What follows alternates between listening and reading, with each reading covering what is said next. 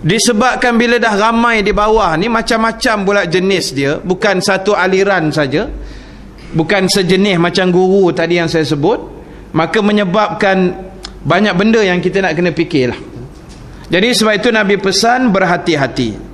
Dan bila sahabat ni menceritakan mereka ini adalah di antara apa dipanggil tadi, mereka ini adalah dari kulit sahabat Nabi, maknanya mereka ini adalah ditarbiah dan dididik oleh Nabi SAW, kemudian berkesinambungan ataupun dipanggil bersambung-sambung, bertali arus, bertali temali daripada Rasulullah, kemudian sampai pada sahabat, kemudian tabi'in, tabi'in, yang mereka ini semuanya ada kaitan dengan sahabat Nabi, dan sahabat Nabi ada kaitan dengan Nabi Muhammad SAW.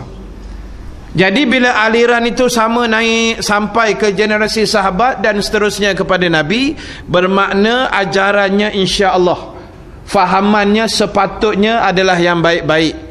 Pegangan agamanya mestilah kuat, sebab dia bertali temali daripada Nabi.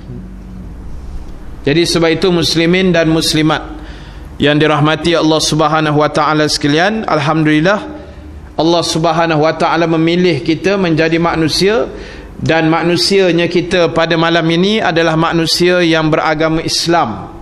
Yang pernah kita sebut sebelum daripada ini adalah merupakan nikmat-nikmat yang besar yang dikurniakan oleh Allah, bukan kepada semua manusia. Jadi atas sebab itulah kita kena pegang baik-baik dan ingat apa yang dipesan oleh Nabi ini. Bila kita memegang jawatan, mesti nak jaga orang-orang di bawah. Tak payah kita cerita yang besar-besar lah. Kita cerita kita sebagai ketua keluarga dalam rumah tangga, sebagai suami, dia kena jaga isteri dia, dia kena jaga anak-anak dia. Dan dalam masa yang sama kita kena jaga juga hubungan kita dengan ibu bapa kita dan juga belah keluarga mentua kita. Dan masa yang sama kena jaga juga belah keluarga adik-beradik isteri kita, adik-beradik suami kita, yang dipanggil IPA ni. Jadi semua ni berkait. Itu dalam skop yang kecil. Kalau besar sikit, dia akan lebih besar lah, dia jadi pemimpin masyarakat. Kalau besar lagi, dia jadi pemimpin negeri dan seterusnya pemimpin negara. Jadi tuan-tuan, ini benda yang besar. Baik, saya nak terus sambung pada hadis yang ke-10, sebab dia berkaitan dengan soal menjadi ketua dan juga berkaitan dengan soal amar ma'ruf dan nahi mungkar. Baik, hadis yang ke-10 daripada Huzaifah radhiyallahu anhu, daripada Nabi Muhammad sallallahu alaihi wasallam, sabdanya, wallazi nafsi biyadihi la ta'murunna bil ma'ruf wa la tanhaunna 'anil munkar aw la yushikanna Allahu an yab'atha 'alaykum 'iqaba minhu thumma tad'unahu fala yustajabu lakum. Hadis sahih riwayat Imam At-Tirmizi, yang bermaksud daripada Huzaifah radhiyallahu anhu daripada Nabi sallallahu alaihi wasallam, sabdanya, demi Tuhan yang diriku di dalam genggamannya, wallazi nafsu Muhammadin biyadih. Kalau kita baca mana-mana hadis yang kita jumpa perkataan ini, wallazi nafsu Muhammadin biyadih, bermaknanya itu adalah lafaz sumpah, satu ucapan dalam bentuk permulaan hadis. Dalam bahasa mudahnya, makna Nabi bersumpah sebelum nak keluarkan hadis itu.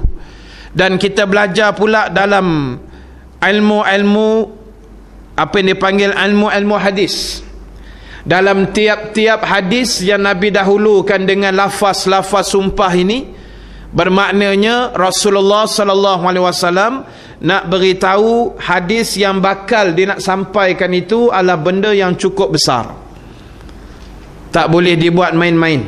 Sebab itu Nabi tarik perhatian manusia, Nabi letakkan lafaz sumpah, wallazi nafsu Muhammadin biyadih, demi jiwa Muhammad yang berada di dalam kekuasaannya. Nabi kata apa? la ta'murunna bil ma'ruf, hendaklah kamu menyuruh manusia melakukan kebaikan, wala tanhaunna 'anil munkar, dan dalam masa yang sama hendaklah kamu mencegah manusia atau melarang manusia daripada melakukan kejahatan. Jadi dua perkara ini tidak ada pilihan. Dia bukan dia letakkan perkataan atau di situ, tidak. Tapi Nabi kata la ta'murunna bil ma'ruf wa la tanhaunna 'anil munkar. Nabi kata kena suruh orang buat baik, dalam masa yang sama kena cegah orang buat jahat. Dia tidak ada pilihan. Nabi kata boleh pilih salah satulah. Kalau suruh orang buat baik, lepas tu dalam masa yang sama sukatilah biarlah orang buat jahat. Tidak ada pilihan begitu. Tapi pilihannya ialah satu, dua-dua sekali mesti kena buat. Atau sesungguhnya kata Nabi, seandainya kita meninggalkan, ini baru datang perkataan atau maknanya kita tak buat yang Nabi suruh ni. Sama ada kita tinggal dua-dua atau buat satu tinggal satu. Atau kata Nabi, kalau kamu tinggalkan arahan tadi, sesungguhnya hampirlah Allah akan menimpakan atas kamu seksa daripadanya. Makna kalau tinggalkan amar ma'ruf nahi mungkar ini, Nabi kata tunggulah seksaan Allah akan datang. Dan kata Nabi kemudian bila marilah seksaan, azab, kemurkaan Allah, kemudian kamu bermohon kepadanya, yakni minta pada Allah supaya dijauhkan, diberhentikan, dijauhkan azab tadi, maka tiadalah diperkenankannya untuk kamu. Jadi sebab itu tuan-tuan, inilah yang pernah saya nyatakan suatu ketika dulu, di antara faktor-faktor yang menyebabkan doa kita ditolak oleh Allah sampai hari ni minta tak dapat-dapat, sampai dah tak tahu dah apa nak minta, tak dapat-dapat, tak tahu apa punca salah dia. Rupa-rupanya baru perasan amar ma'ruf nahi mungkar ni kita buat berlebih kurang saja. Kita tak ambil berat masalah ini, kita rasakan yang perlu kita jaga diri kita, keluarga kita saja. Orang lain lantaklah nak jadi apa, biarkan. Jadi bila kita biarkan manusia bergelumang dengan 1001 dosa dan maksiat, maka jadilah apa yang terjadinya seperti hari ini. Yang kita tengok jadi berserabut, kacau bilau, huru-hara, kelang kabut ni, itulah rupa dia. Pasal amar ma'ruf nahi mungkar ni kita tinggalkan. Dan dalam satu hadis yang lain, saya nak bacakan hadis yang lain. Dia tak tulis dalam kitab ni lah, tapi saya nak bacakan juga, berkaitan lebih kurang bunyi dia dengan hadis yang pertama tadi.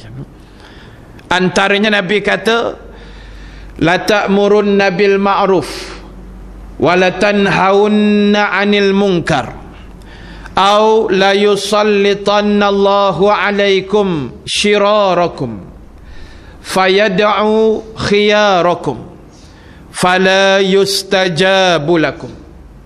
Atau kama qala Nabi fil hadis. Nabi kata hendaklah kamu menyuruh manusia melakukan kebaikan, dan dalam masa yang sama mesti mencegah manusia daripada melakukan kejahatan. Ataupun kata Nabi, kalau kamu tinggalkan dua perkara ini atau salah satu di antaranya, nescaya kata Nabi